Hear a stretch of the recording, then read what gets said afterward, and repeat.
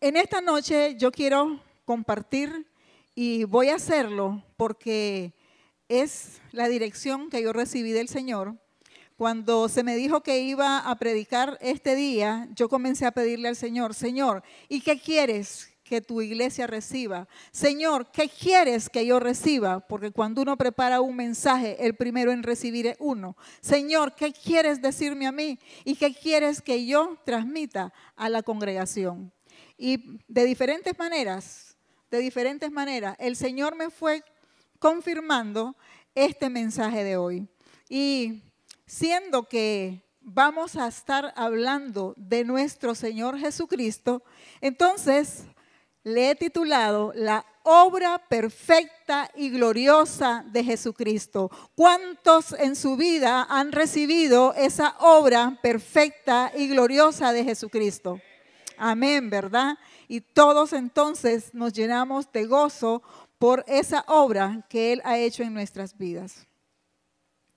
Pero comenzando en la obra perfecta de Jesucristo, todo lo que Jesucristo ha hecho, toda la vida de Jesucristo nos ha venido a nosotros revelada a través de profecías. Todo lo que iba a suceder con Jesucristo, su ministerio, su vida, cómo iba a andar Él aquí en la tierra, cómo resucitaría, cómo se iría a los cielos, son palabras, son profecías que ya estaban escritas en la Biblia, que ya estaban dichas para esperar el cumplimiento en el momento de Dios. Y quiero en esta noche que nosotros veamos en Génesis 3:14 cómo inicia todo este plan, toda esta obra redentora de Jesucristo. Génesis 3:14.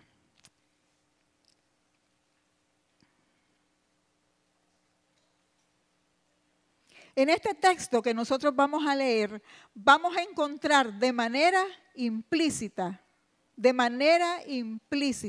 vamos a leerlo detenidamente, porque ahí de una manera implícita se nos presenta la primera gran promesa del plan de redención de Dios para el mundo a través de su Hijo Jesucristo. Y ya lo tienen, hermanos, si lo tienen, leamos su palabra. Y dice así la palabra del Señor.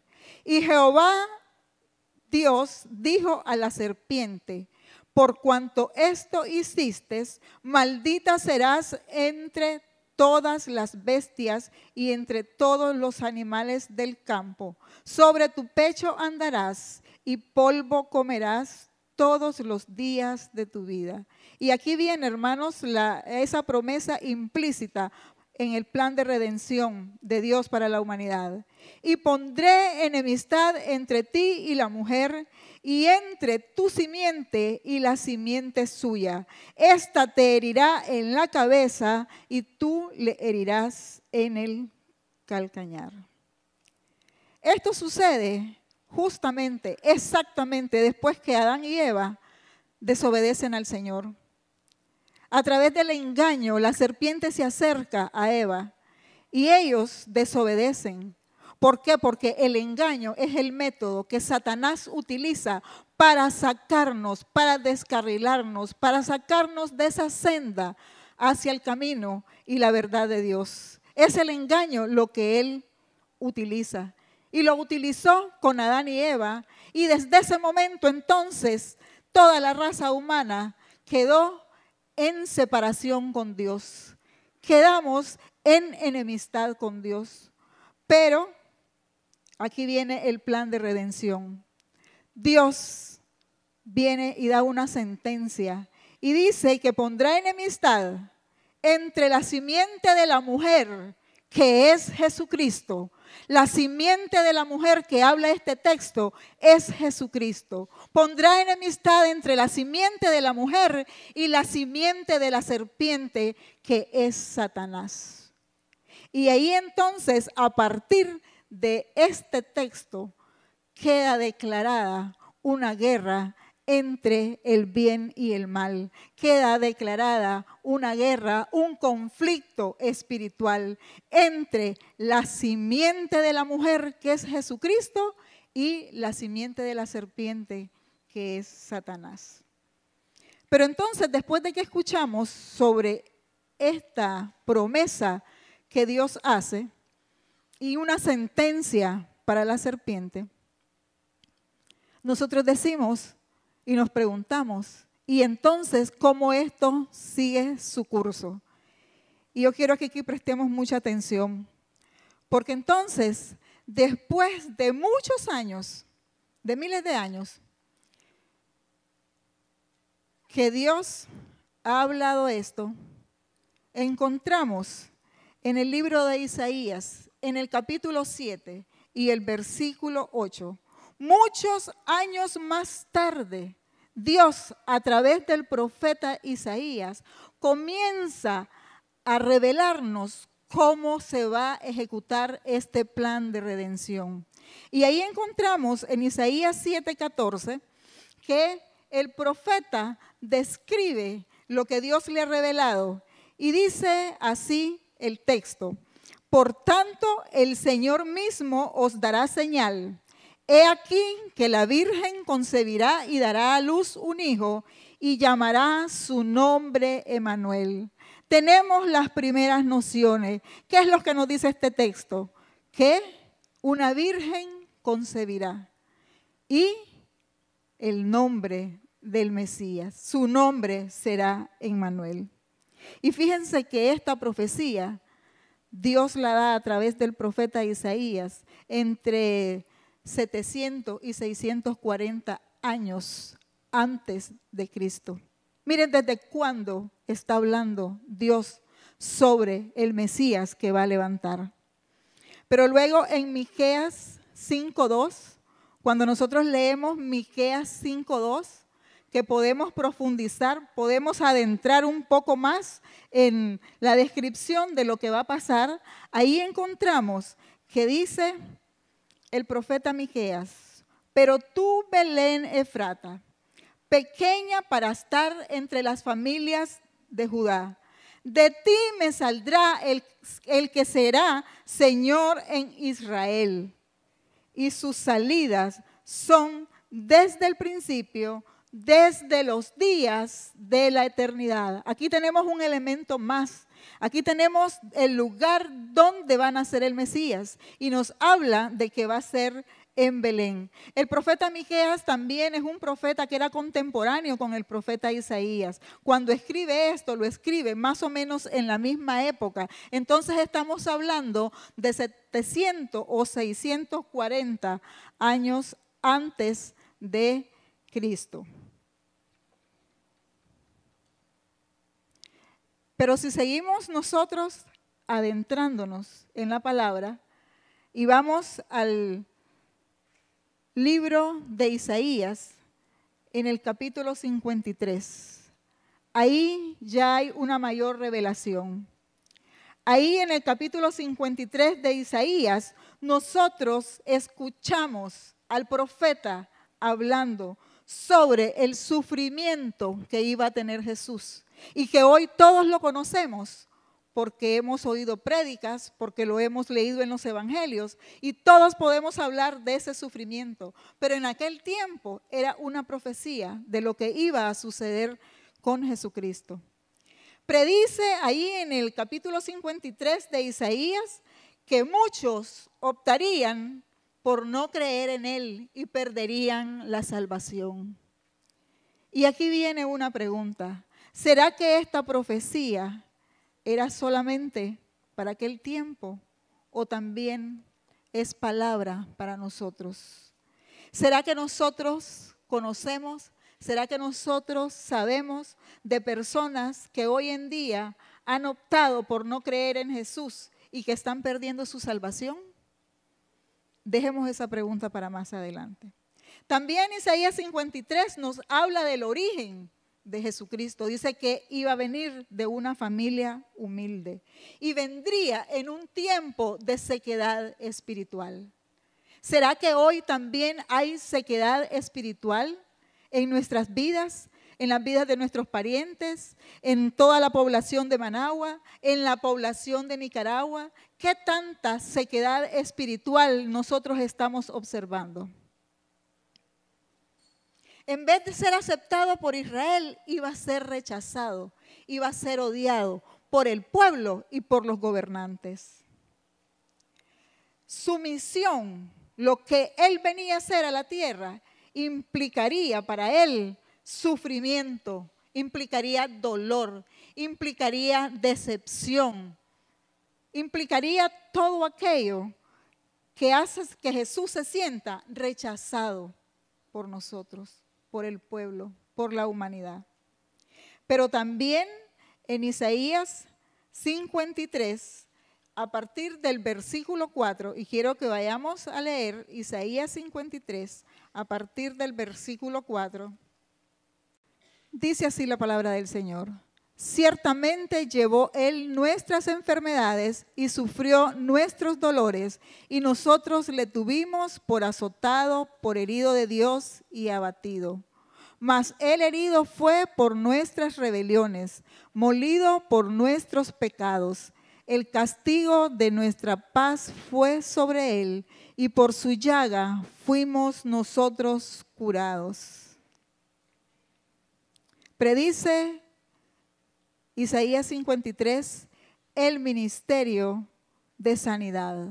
Por sus llagas somos nosotros curados. Pero también predice el ministerio de liberación. Él vino a traernos libertad. Pone en la vida de Jesús, Dios a través del profeta Isaías, pone en la vida de Jesús todo el peso de nuestras rebeliones. Cada uno de nuestros pecados, cada uno de nuestras rebeliones fue puesto en la humanidad de Cristo. Pero también sobre Él pone el perdón de pecados. Es a través de Jesucristo que nosotros recibimos el perdón de pecado. Y miren qué maravilloso que también sobre Él el precio de nuestra paz. Si el día de hoy usted y yo podemos gozar de esa paz que Dios nos da, de esa paz que sobrepasa todo entendimiento, que aun cuando las situaciones sean difíciles, nosotros podemos estar en paz, es porque Jesús pagó el precio de esa paz, de esa paz. Jesús soportaría el peso de nuestros pecados y soportaría todo lo que Dios nos iba a dar a través de Él de una manera paciente y voluntaria. Nadie lo obligó, voluntariamente Él aceptó ponerse en nuestro lugar. Lo que nos tocaba recibir a nosotros, Jesús dijo, yo me pongo en el lugar de ellos. Y es por eso que hoy nosotros podemos gozar de esa salvación.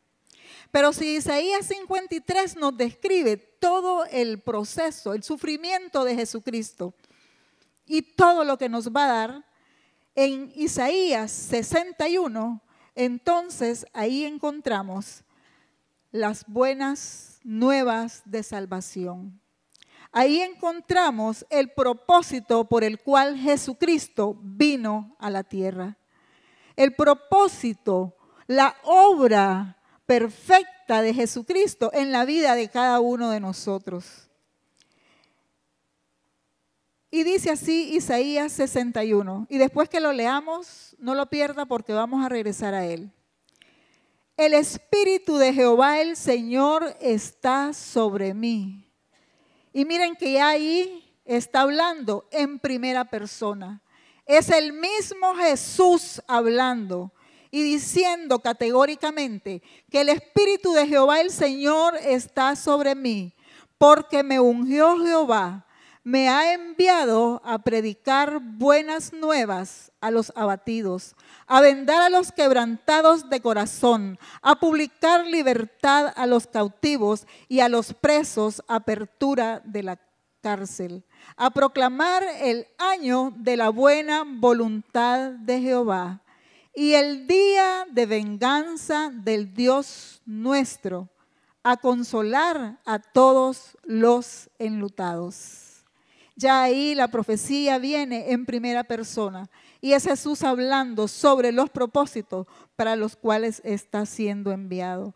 Habla de predicación del evangelio a los pobres, a los humildes, a los afligidos. Habla de sanidad y vendaje a las enfermedades físicas, a los corazones físicos, pero también a los quebrantados de corazón.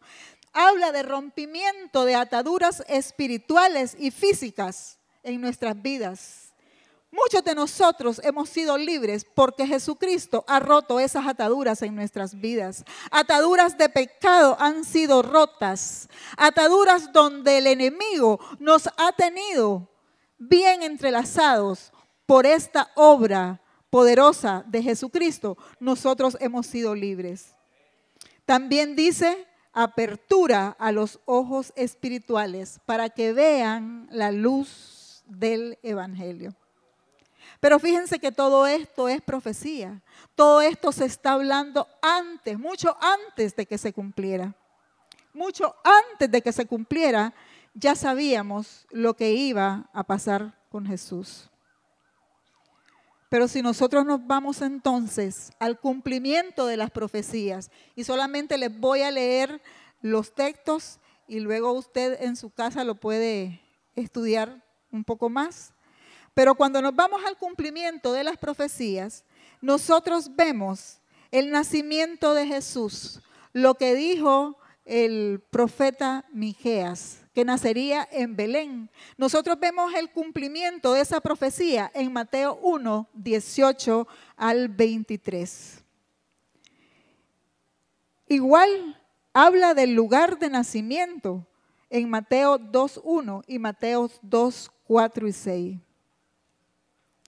Y cuando llegamos nuevamente a los propósitos del Mesías, hay algo interesante que nosotros tenemos que ver entre estos dos textos. Cuando Jesús inicia su ministerio, llega a la sinagoga y pide que le pasen el libro del profeta Isaías. Y ese mismo texto de Isaías 61 es el que Jesús abre y lee. Y quiero que nosotros busquemos Lucas 4, 18 y 19, sin perder Isaías 61. Y voy a leer desde el 16 para que lo leamos en contexto. Dice, vino a Nazaret, donde se había criado, y en el día de reposo entró en la sinagoga, conforme a su costumbre, y se levantó a leer. Aquí está hablando de Jesús. Y se le dio el libro del profeta Isaías. Y habiendo abierto el libro, halló el lugar donde estaba escrito: el Espíritu del Señor está sobre mí, por cuanto me ha ungido para dar buenas nuevas a los pobres, me ha enviado a sanar a los quebrantados de corazón, a pregonar libertad a los cautivos y vista a los ciegos, a poner en libertad a los oprimidos, a predicar el año agradable del Señor. Cuando Jesús toma este rollo, el rollo del libro de Isaías, y comienza a leer la profecía que está en el capítulo 61, nosotros podemos notar que hay una frase que él no menciona. Y quiero que leamos nuevamente Isaías 61. A partir del versículo 2 leamos: a proclamar el año de la buena voluntad de Jehová y el día de venganza del Dios nuestro. Esa parte, cuando Jesús toma el rollo, vemos que no lo lee. Y el día de venganza del Dios nuestro. Y no lo lee porque esa es una profecía que todavía está pendiente de cumplirse. El día del Señor viene, el día de la segunda venida de Cristo. Y Jesús no lo menciona en Lucas porque todavía no era el tiempo. Él menciona lo que viene a cumplir en ese tiempo. Pero todavía para esa obra milagrosa y redentora de Jesucristo, esa obra maravillosa, hay asignaturas pendientes. Está pendiente el día del Señor. Y ese día del Señor no es otra cosa más que la segunda venida de Jesucristo. La segunda venida de Jesucristo. Y es sobre esa segunda venida de Jesucristo que hoy yo quiero que hablemos un poco. Jesús vino como el siervo sufriente. Si nosotros leemos Filipenses 2, nos vamos a encontrar con una descripción tan maravillosa del sufrimiento de Jesucristo. No abrió su boca, no se defendió, recibió todo el oprobio, porque así estaba escrito que debía de hacerse. Y vino como un bebé en una cuna humilde, lo que predijo Isaías en el capítulo 53. Así vino. Jesús cumplió muchas de las profecías en su vida, en su ministerio, en su muerte, en su resurrección. Esas profecías ya fueron cumplidas, pero la profecía de que vendría una segunda vez por su iglesia todavía no se ha cumplido. Y gloria a Dios que no se ha cumplido, porque hay propósitos en la vida de muchas personas que Dios tiene con ellos. Hay muchas personas que hoy todavía no conocen de Cristo y que tienen que ser rescatados, tienen que ser llevados a los pies del Señor para que esa segunda venida se pueda dar. Y lo vamos a ver más adelante. Cristo murió y resucitó. Él no se quedó en el madero. Cristo vive. Cristo vive y Cristo vive en el corazón de cada uno de nosotros. Cristo vive en el corazón de cada uno de los que le hemos recibido como Señor y Salvador. Tenemos que recibir a Cristo como Señor y como Salvador. A veces nos hemos quedado solamente en recibirle como nuestro Salvador.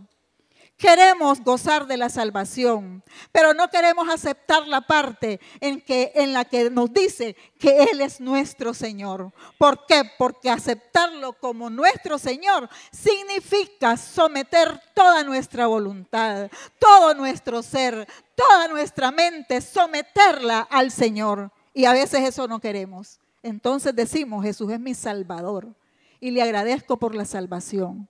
Pero Él vino para ser su Señor y su Salvador. ¿Qué nos dice la Biblia entonces de la segunda venida de Jesucristo? Nos dice cosas muy sencillas que las habló Jesús. En el libro de Juan 14, versículos de 1 al 4.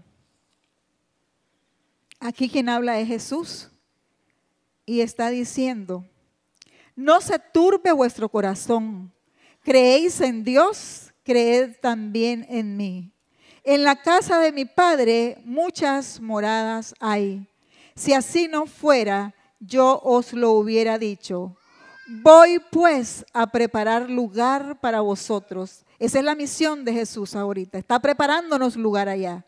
Y si me fuere y os preparare el lugar, vendré otra vez. ¿Quién dijo que vendría otra vez? Jesús. Vendré otra vez y os tomaré a mí mismo, para que donde yo estoy, vosotros también estéis. Esta es la obra perfecta y gloriosa de Jesucristo. Jesús nos prometió que va a venir otra vez, que ahorita está preparando morada para cada uno de nosotros, pero va a venir. Jesús viene una segunda vez por su iglesia, por una iglesia santa y sin mancha. Luego en Hechos 1, versículo 11, después de que Jesús ascendió al cielo, los ángeles les declararon a los apóstoles: varones galileos, ¿por qué estabais mirando al cielo? Este mismo Jesús que ha sido tomado de vosotros al cielo, así vendrá como le habéis visto ir.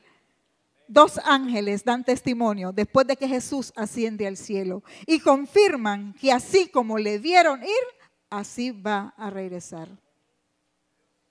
Lucas 21:27 nos dice que va a regresar con poder y gran gloria.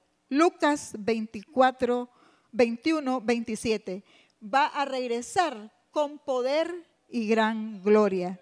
Y Apocalipsis 1:7 dice que todo ojo le verá.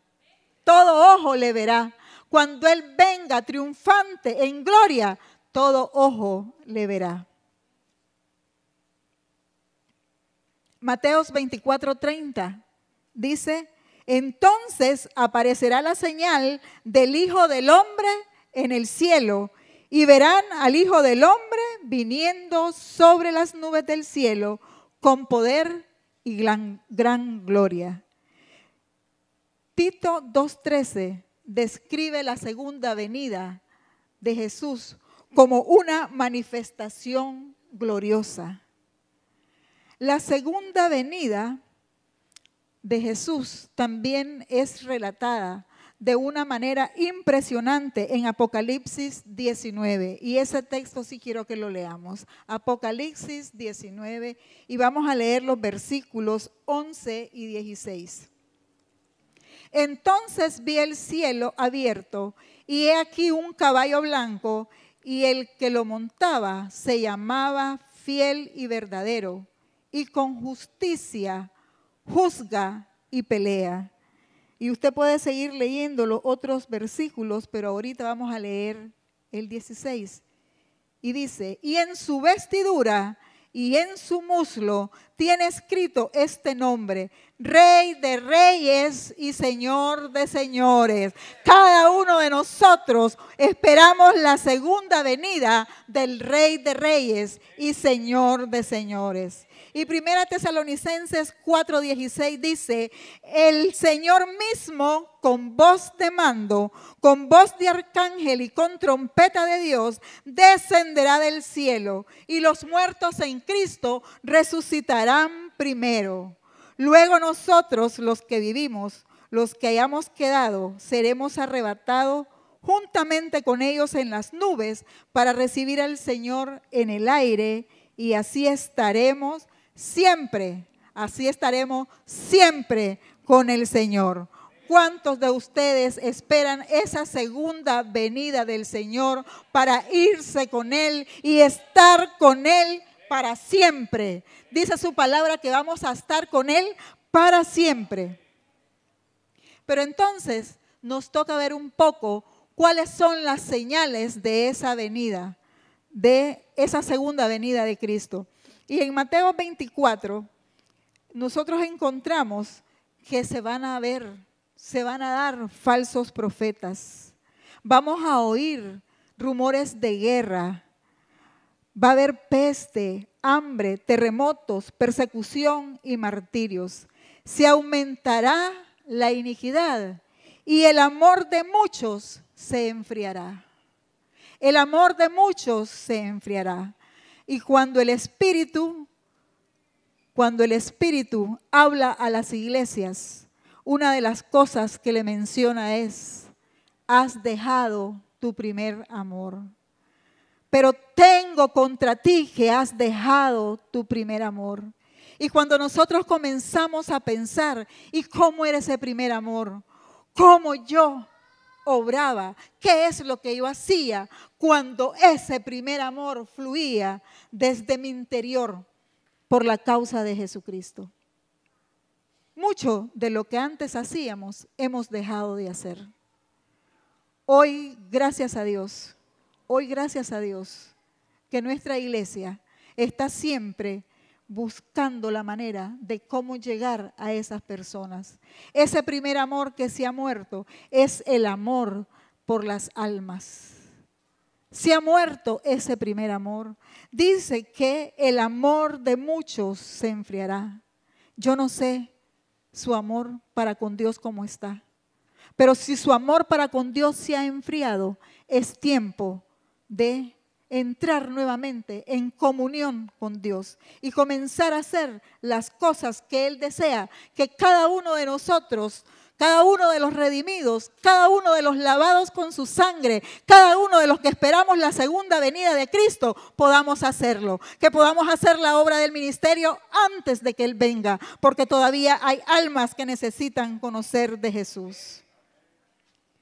Otra de las señales la encontramos en el mismo capítulo de Mateo, versículo 14, y dice: y será predicado este evangelio en todo el mundo, para todas las naciones, y entonces vendrá el fin.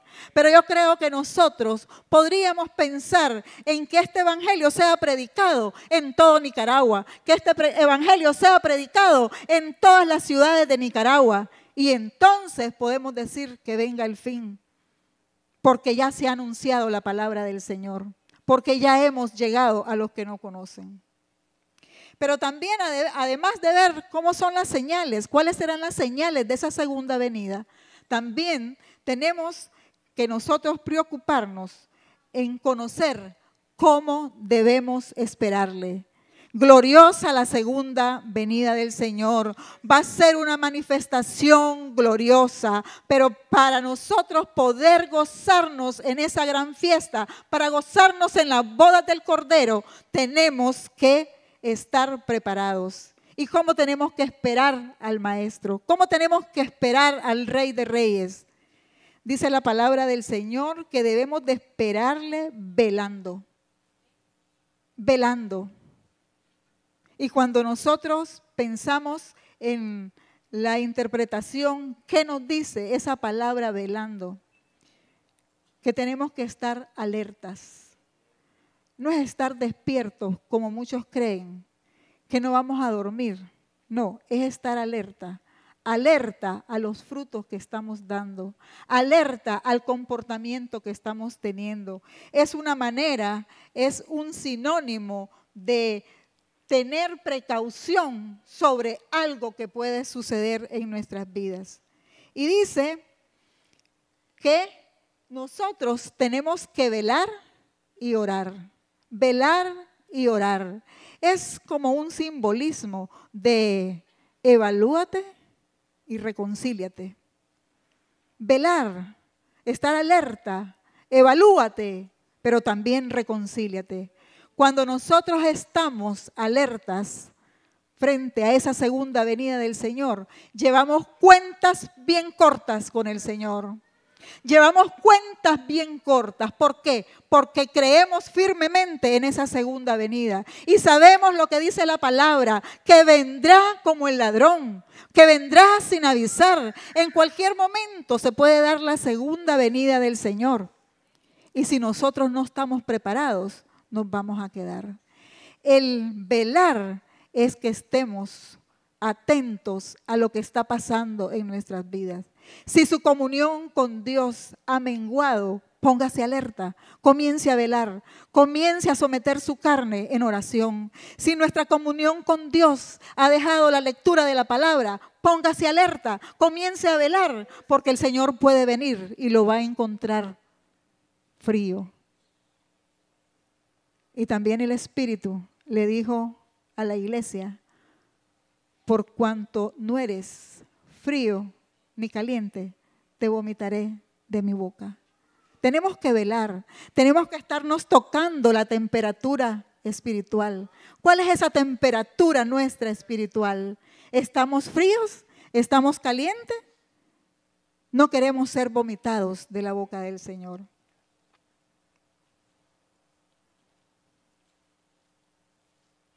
La venida del Señor es como un hombre que yéndose lejos dejó su casa y dio autoridad a sus siervos y a cada uno su obra, y al portero mandó que velase.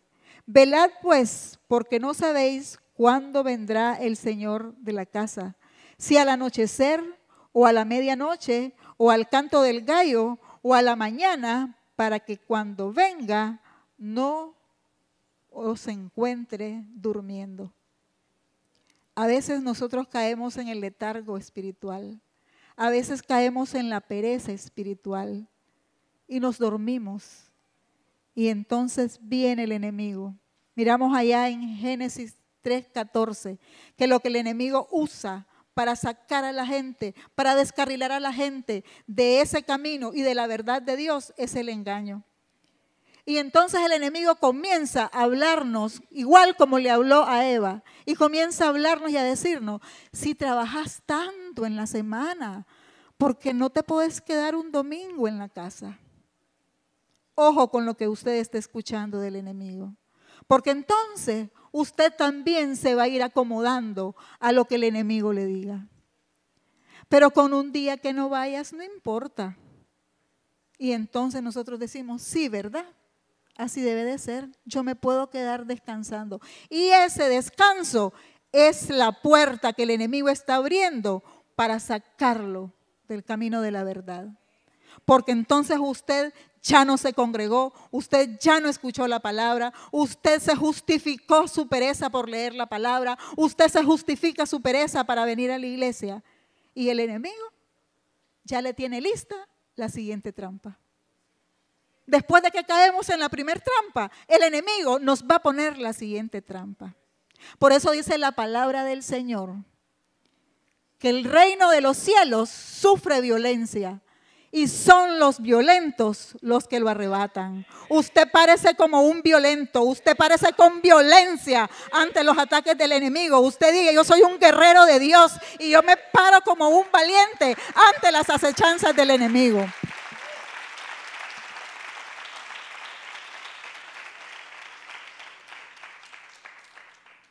Y hay una palabra que a mí me impactó mucho cuando estaba preparando este mensaje y se encuentra en Lucas 18, 7 y 8.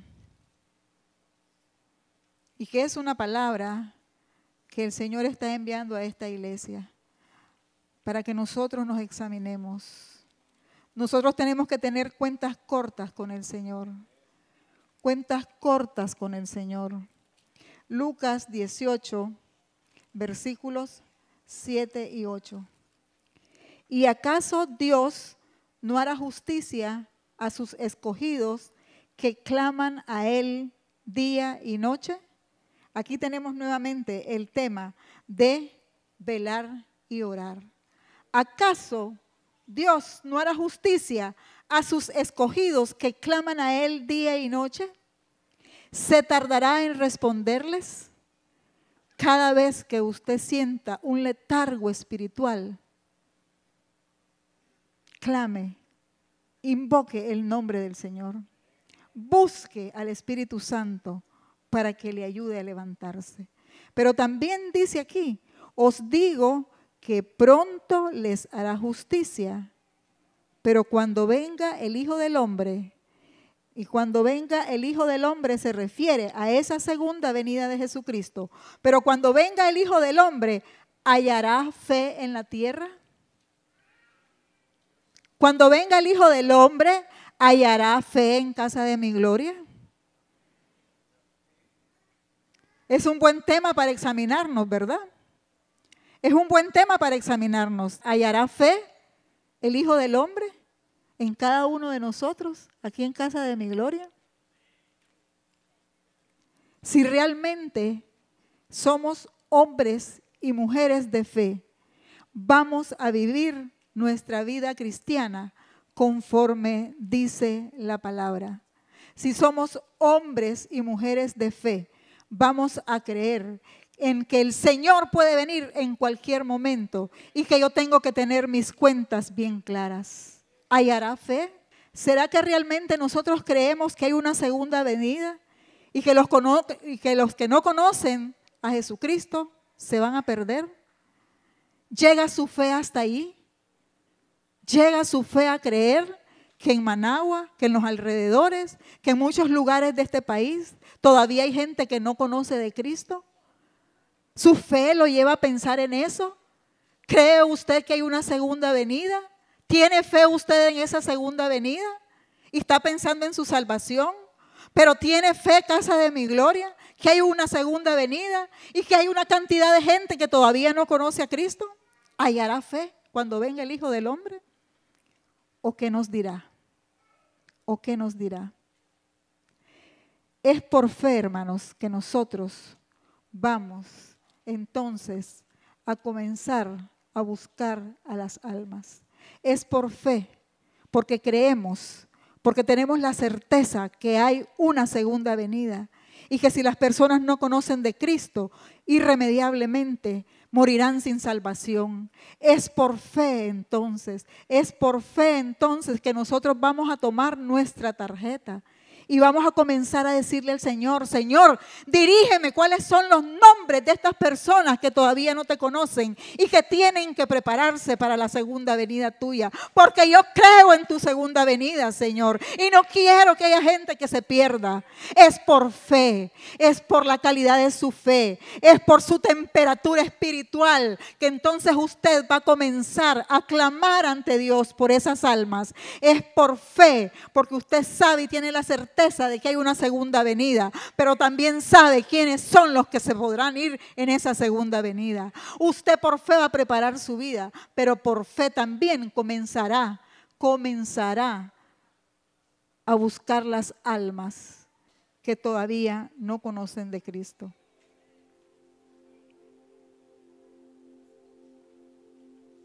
Muchos cuando se habla de la segunda venida de Cristo, dicen: tengo años de oír eso y nunca sucedió. Miren cuántos años pasaron y por eso quise narrarles, por eso quise compartirles desde cuándo se venían dando las profecías del Mesías y cuántos años después se cumplieron.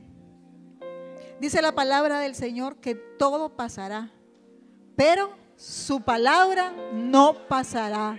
Y si Jesús lo dijo, y si en la palabra está escrito que hay una segunda venida de Cristo y hay unas especificaciones de quiénes son los que se van a ir con Él, entonces esta palabra es para nosotros. ¿Hallará fe Jesucristo en casa de mi gloria cuando Él venga? ¿Será que tiene galardones para cada uno de nosotros porque estamos haciendo la obra del ministerio? ¿Será que el Señor nos va a recompensar? Y quiero que leamos este último texto que se encuentra en 2 de Pedro 3, 8 y 9. 2 de Pedro 3, capítulo 3, versículos 8 y 9.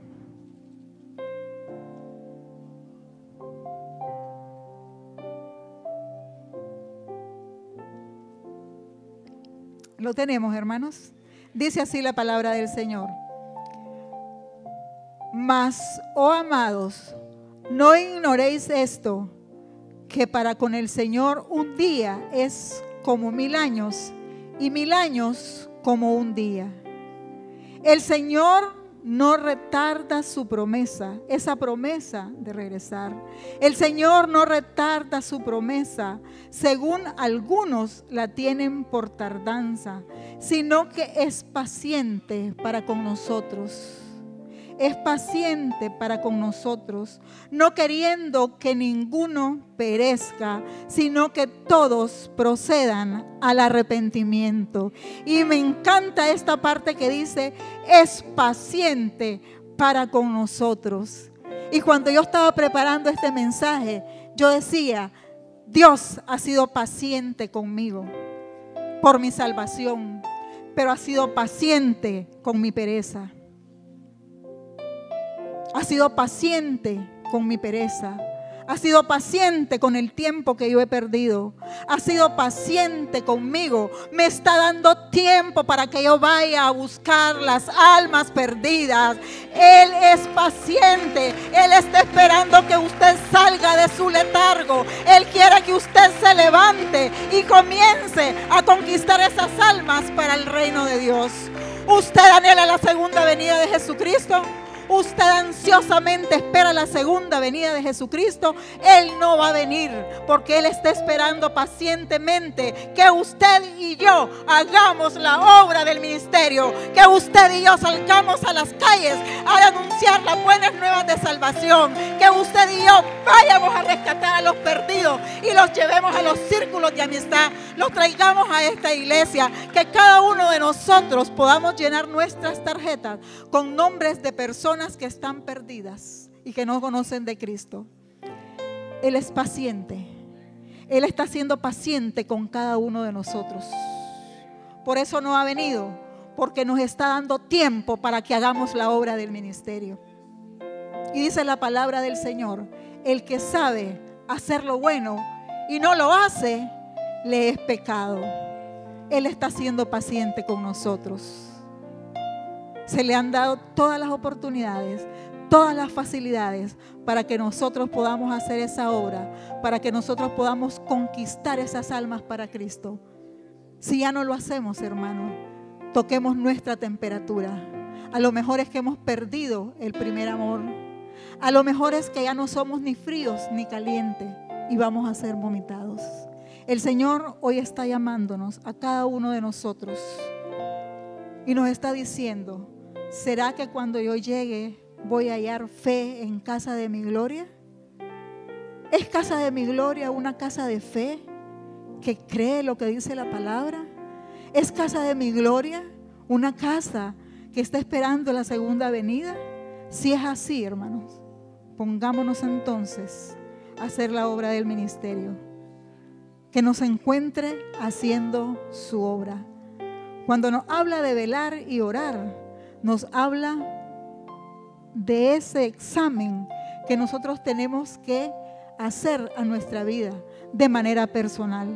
Pero también el velar y orar nos habla de esa condición corporal, de esa condición corporativa de toda la iglesia. Es un deber nuestro anunciar las buenas nuevas de salvación. Es un deber nuestro. Cada vez que usted vea esta tarjeta, piense que el Señor está siendo paciente con usted. Le está dando más tiempo para que podamos alcanzar más almas para Cristo. Pongámonos de pie, hermanos.